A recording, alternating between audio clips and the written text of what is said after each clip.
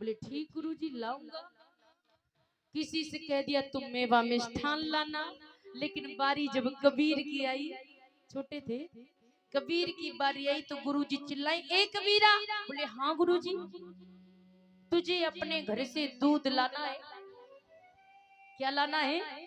दूध लाना है। बोले ठीक गुरुजी लाऊंगा। अब देखिए सब बच्चे चले गए अपने अपने घर के लिए व्यवस्था बनाने। किसी ने चावल की कह दी माँ से तो माँ ने चावल बांध दिए, किसी ने चीनी की कह दिया तो चीनी मिठाई बांध दी, किसी से मेवा मिष्ठान बंधवा लिए, लेकिन कबीर साहब ने दूध की व्यवस्था नहीं करी। दूध की व्यवस्था नहीं करी, और दूध की व्यवस्था नहीं करी तो लेकिन संयोग बस गांव में एक गाय मर गई। कबीर साहब देखते कि उसी मार्ग पर डाली गई गाय फेंक दी गई। कबीर साहब ने दूध व्यवस्था की नहीं, अब सब बच्चों ने तो तैयारी कर ली, लेकिन कबीर साहब ने क्या किया कि खूब हरी भरी घास उखाड़ी, हरी भरी घास उखाड़ी, दूब घास, और मरी गाय के आगे बैठ गए और कहने लगे, हे गैया मैया चारा खा ले और दूध दे दे, गुरु जी ने मंगाया है। अब बताओ मरी गाय घास खाएगी? नहीं खाएगी। अब कबीर साहब घास खिला रहे थे, लेकिन तब तक पीछे से सब बच्चे आ रहे, अपना अपना पोटली बांधे सामान लिए। सब लोग देख रहे नजारा कि कबीरा कह रहा है कि ए गैया मैया चारा खा ले, दूध दे दे, गुरुजी ने मंगाया है। अब बच्चे सोच रहे लला जे कबीर है ना पढ़ने में बहुत होशियार है, हमें जा मालूम पत दिमाग पे गर्मी चढ़ गई जाके ये पागल हो गो। एकदम से पास में पहुंचे के लिए, ए कबीरा। बोले हाँ। दूध की व्यवस्था नहीं करी का? बोले ना, अभी जो गाय है ना, जो मरी है गाय, ये चारा खाएगी, दूध देगी, तब गुरुजी के पास ले जाऊंगा। बोले मरी गाय दूध नहीं देती, चारा भी नहीं खाती। बोले खाएगी। भैया ऐसा करो, यहाँ से चलो गुरुजी को बताओ, तभी जिनकी अकल ठिकाने लगाएंगे गुरुजी। 4 सोटा पड़ गए ना, दिमाग ठिकाने पे आ जाएगा। अब भागे सभी बच्चे गुरुजी के पास गए। गुरुजी से कहा, गुरुजी गुरुजी प्रणाम। बोले क्यों? सुखी रहो, इतने परेशान काहे हो? बोले गुरुजी गजब हो गया। बोले क्या हो गया? अरे कबीरा पागल हो गया। बोले कैसा?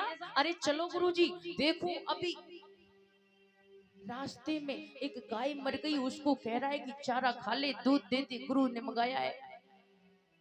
गुरुजी ने सोटा उठाया, रामानंद गुरुजी ने सोटा उठाया, चल पड़े। आगे आगे बच्चे भागते चले जा रहे। देखा कबीर, जैसे ही देखा कबीर ने कि गुरुजी आ रहे सोटा लिए, पिटाई सुनिश्चित होगी। अब कहने लगे, अरे गैया मैया चारा खा ले, देख गुरुजी आ रहे हैं, और गुरुजी आ गए ना तो सोटा की मार लगा देंगे।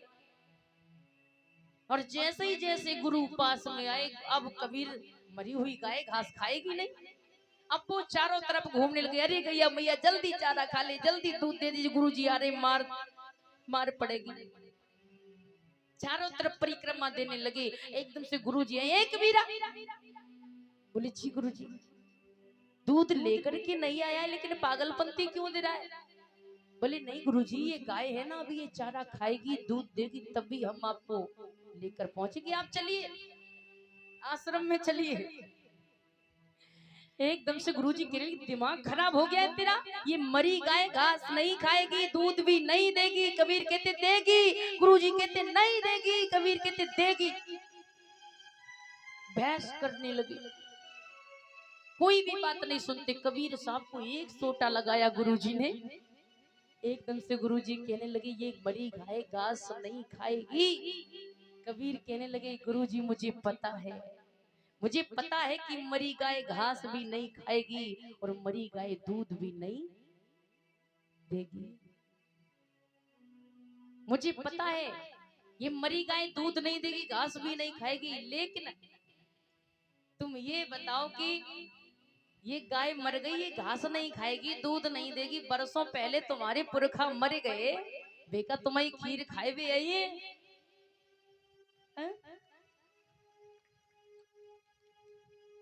कबीर साहब आडंबर को नहीं मानते थे। एक दिन की बात है साथियों कि रामानंद ने कबीर के ज्ञान के आगे स्वयं मस्तक को टेक दिया था। एक दिन कबीर को भी उन्होंने गुरु बताया है, गुरु माना है, ऐसा बीजक में प्रमाण दिया है।